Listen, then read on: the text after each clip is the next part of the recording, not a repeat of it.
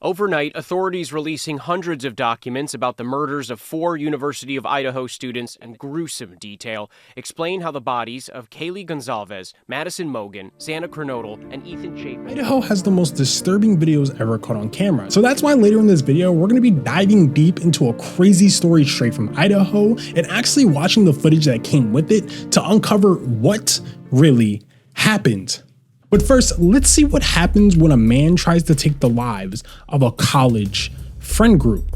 On Saturday, November 12th around 1 a.m., a friend group goes out to the club and then gets some food at a local food truck. However, this food truck was named Grub Truck and it provided some of the most important evidence that police could use to piece together this story. So one of the girls from the friend group orders some food from the Grub Truck and then leaves in a car that picks them up and then drops them off at their home on Kings Road in Idaho. However, at 2:47 a.m., a phone belonging to a man named Brian Koberger starts connecting to cell network in the area of Pullman, Washington. Keep note of this because it'll make sense later, I promise. At 3:29 a.m., surveillance footage captures a white sedan registered to Brian driving around that friend group's home multiple times on King Road.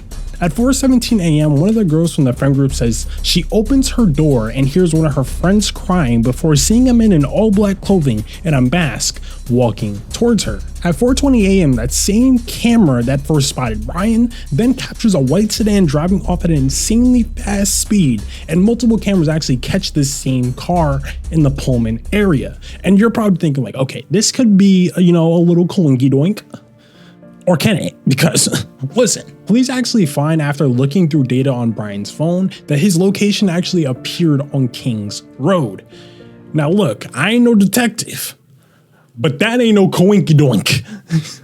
But what made this situation so much even more weird is how the 911 call didn't come until hours later. And now I can probably think, okay, the girl who's seen this man, which I don't know if she was one of the girls who actually lost their lives, was like scared to call, or she was terrified. Me personally, if I seen somebody in my home, like I'm scared they're gonna come back. Does that mean I want to call the police? I don't know.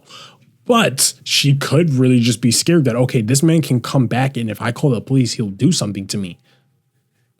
Hey man, so a couple months later, police still can't figure out who the suspect is. Look, we know all the info. We got all the stuff because this is months after, but it takes police months to find this guy. So the police decide to go to the public to see if they can help find him. Police try and see if anybody knows or even sees somebody with a car very similar to this, a white Hyundai. They're very fucking common cars. So this honestly wasn't going to be hard. But a month later on December 15th, police pulled over Brian on the side of the highway for following a vehicle too closely, not even knowing this was the same guy who did these horrible murders.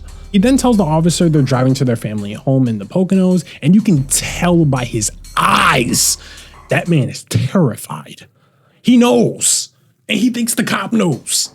However, police end up finding Brian on December 30th in that Pennsylvania home after they find his DNA at the crime scene. I don't know how long he thought he was going to get away with this, but he did get charged with 4 life sentences, meaning he did take the life of 4 people from that friend group. I couldn't even find a motive for why he would do some shit like this. I'm thinking like, okay, he was probably a part of the friend group. He probably went to college to them, but he literally wasn't the whole town over.